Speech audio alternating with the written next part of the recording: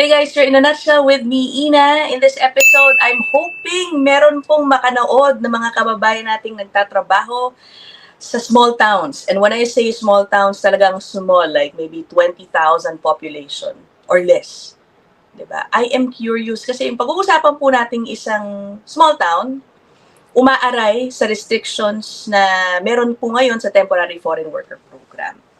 Ang nangyari po kasi, no, although sila ay napakaliit na area, siguro nasakop sila nung isang tinatawag na Census Metropolitan Area, Economic Area, na kung saan kapag mataas ang unemployment rate, alam niyo naman, medyo lilimitahan na lang po kung sino ang pwedeng mapagbigyan ng mga lamiya.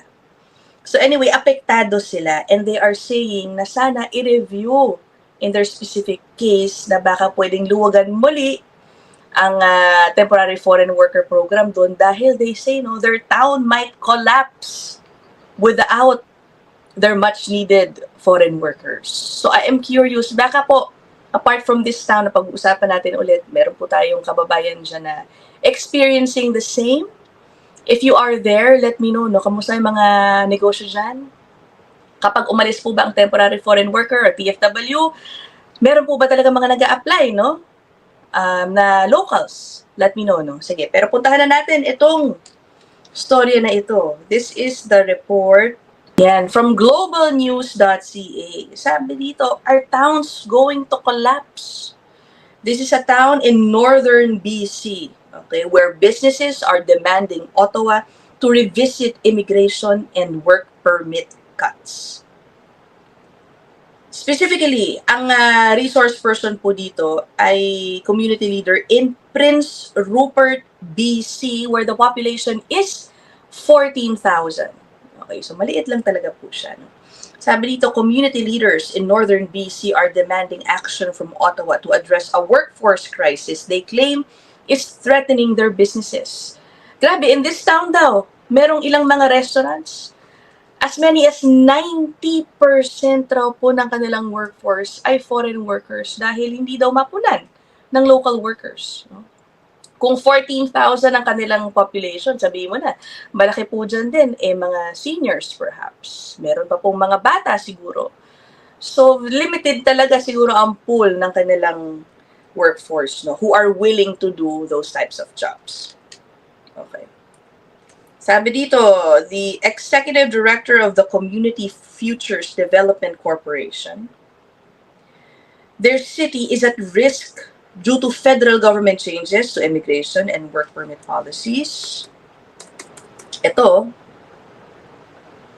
sa isang restaurant daw doon, 90% ng staff ay foreign workers. Okay. Kung hindi foreign workers, ayun, pati pala mga international students. Gusto ko tong report na to kasi they mention specific sa mga local businesses, ano, how they are directly impacted. Sige, so I will play that portion. We can't bring any more workers in. So once a worker leaves, we're just that much further down the hole. The domestic workforce just simply is not available. Temporary foreign workers make up more than 60% of the workforce at the local McDonald's. These individuals are Teka, nakita mo, mukhang mga kababayan natin yung nandun, ano? Kamusta kayo dyan? not just filling positions, they're the reason our business is able to operate day in and day out.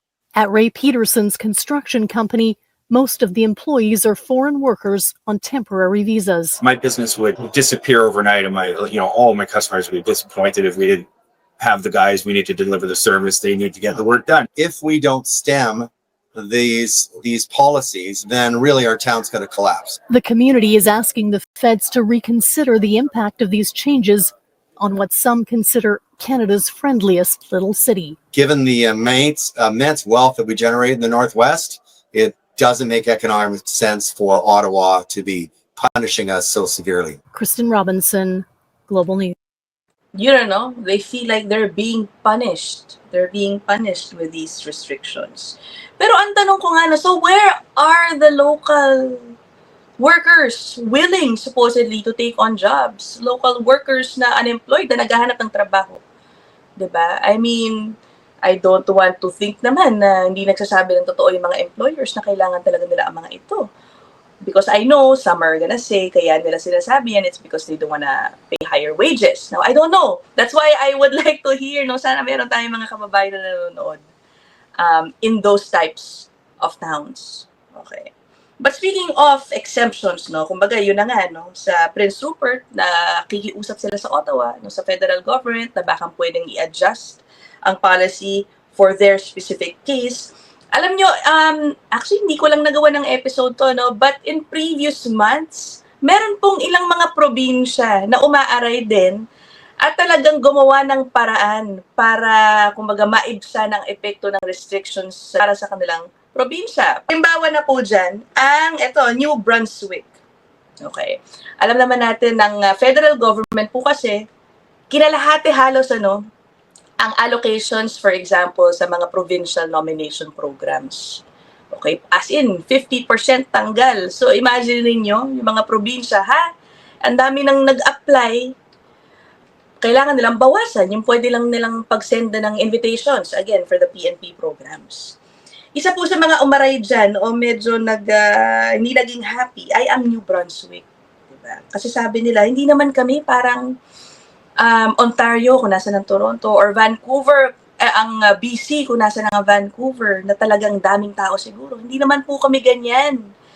Sana bigyan kami ng konting legroom pa, no, to accept more people. Alam mo, ang ginawa po ng New Brunswick, napagbigyan sila ng federal government, ayan, no, in exchange for, syempre may kapalit yan, pagtanggap ng mga refugees or asylum seekers. Diba? What do you think about that? So, nagkaroon ng legroom, ano? So, may ganong factor. May kapalit. Refugees. Okay? Sabi dito, New Brunswick receives increased immigration allocation from federal government for 2025. The province negotiated an increased immigration allocation, receiving an additional 1,500 spots for its provincial nominee program, bringing its total immigration allocation this year to 4,250. At yun nga, napunta doon sa kanilang PNP.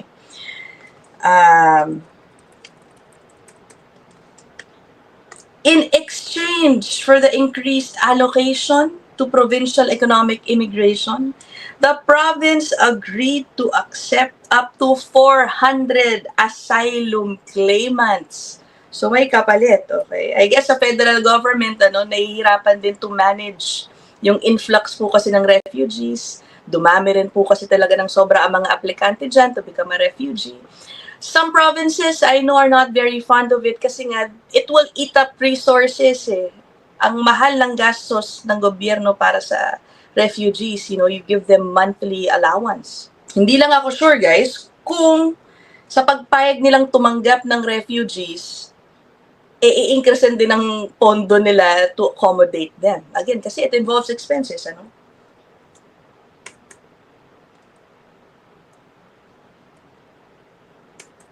So sabi dito, the federal government has agreed to support the provincial government. Okay, so meron. With funds through the Interim Housing Assistance Program, which will help asylum claimants with temporary housing needs. In the coming weeks, sabi dito, New Brunswick officials would meet with the asylum claimants already in Canada who have shown interest in relocating to the province.